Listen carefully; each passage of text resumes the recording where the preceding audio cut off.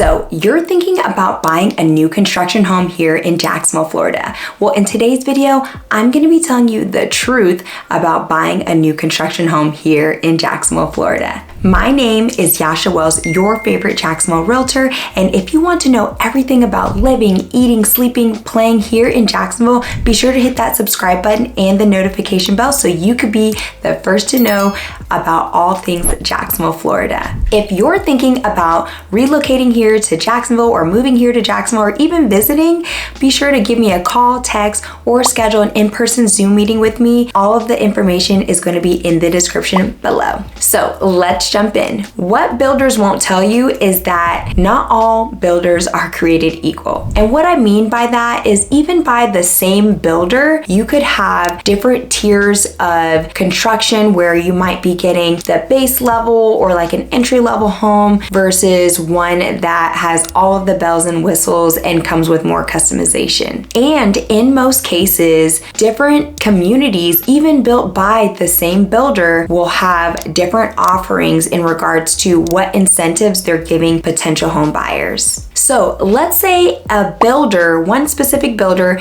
is offering $15,000 in closing costs. But if you go to another community, that community may only be giving $10,000 towards your closing costs. Also, what they won't tell you is that some builders have more flexibility with their pricing than others. And it will also depend on if the home is move-in ready versus if you're building a home from the ground up. Another thing that builders won't tell you is about a lot of the hidden costs when it comes to new construction. So let's say you're driving down the road and you see a new community and it says home starting in the mid 500s. What they don't tell you is that or their probably entry-level home or floor plan was based on at the time when that sign was put up. So if there was a lot of demand or if they're in multiple phases of that community, most likely that starting price is no longer and the prices have gone up. What they also don't tell you is that the lot does not include the price of the home. So that mid 500s price point, that does not include the lot you'll be building your home on. What they also don't tell you is that there are standard options when going to a builder. When you're going to build a specific floor plan, there's standard options that are already included in the home. So when you go to the design center, if you like travertine floors or tile or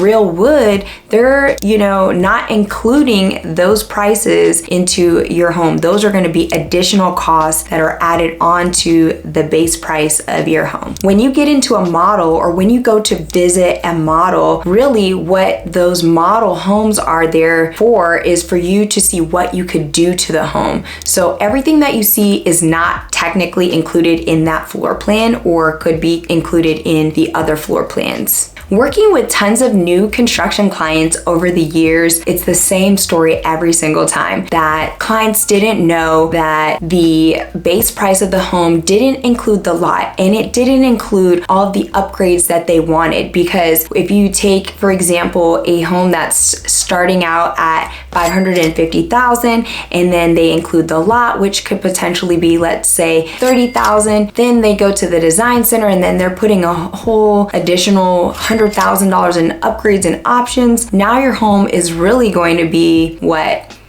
I'm like, do the math for me. It's gonna be $680,000 is where your home will be after the base floor plan, the options, and the lot premium included. Pro tip, I suggest to all of my clients that when they're building from the ground up, it's best to go with structural options and things that you don't want to do later on. For example, you don't want to move into your home and then move back out because you want to redo the floors. It's better to pick the flooring option that best suits you up front versus doing it later on down the road, because there's nothing worse than moving 2 or 3 times. There are, however, a lot of simpler upgrades that you can do that you don't have to spend money on with the builder at the design center. Another thing that the builder won't tell you is that you have the right to inspect the home, not once, but even twice. So you have a pre-drywall inspection, and you could potentially do a final inspection before your closing. But it is very important for you to understand all of your contract details and all of the deadlines that are in your contract. Just because it's new doesn't mean it's perfect. It's totally worth the extra time and money that you'll spend upfront just to double check the builder and to make sure you didn't miss anything. It'll give you peace of mind later on down the road. Another thing that the builder won't tell you is that you have options when it comes to financing. However, there are definitely more incentives when you use the builder's preferred lender. You can receive things like additional closing costs or your closing costs to be covered. You can get additional incentive money towards upgrades or options, or to use that towards reducing the purchase price. So there are some perks when it comes to using the builder's preferred lender, but you can use your own. However, when you do use your own, you want to make sure that your lender will be able to keep up with the contract timeline for the builder or with the builder. Another pro tip for you is to make sure you understand all of the fees that are built in or included when using the preferred lender. There could be potentially higher fees, additional fees, a higher interest rate, things like that, and you just want to make sure you understand all the ins and outs of utilizing the builder's preferred lender. Jumping into the pros and cons of new construction, first off, let's hit it off with the cons. So some of the cons are, if you're jumping in at the beginning phases of working with any builder, you'll be potentially in a construction zone for quite some time until that community is sold out or built out. So you may have things like, hearing construction in your home, or, just seeing all of the construction vehicles coming up and down the road, noise, just a lot of construction, really.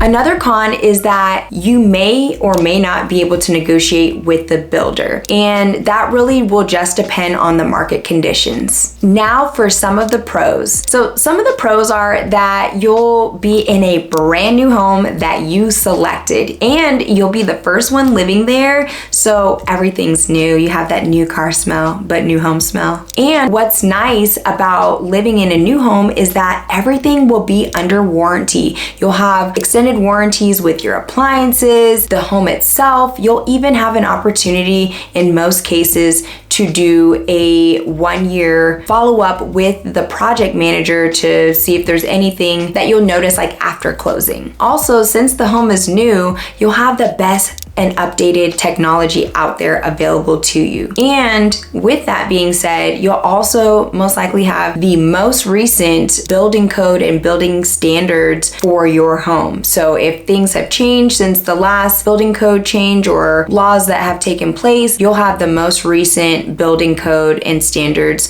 at the time your home was built or is built. So reach out to me if you want to find that perfect area that you want to move to or thinking about living in. In order to do that, you have to give me a call, send me a text, shoot me an email, or schedule a discovery call with me. Again, the information is in the description below. I've got your back when it comes to moving to Jacksonville, Florida and surrounding areas. Until the next video, I'll catch you later.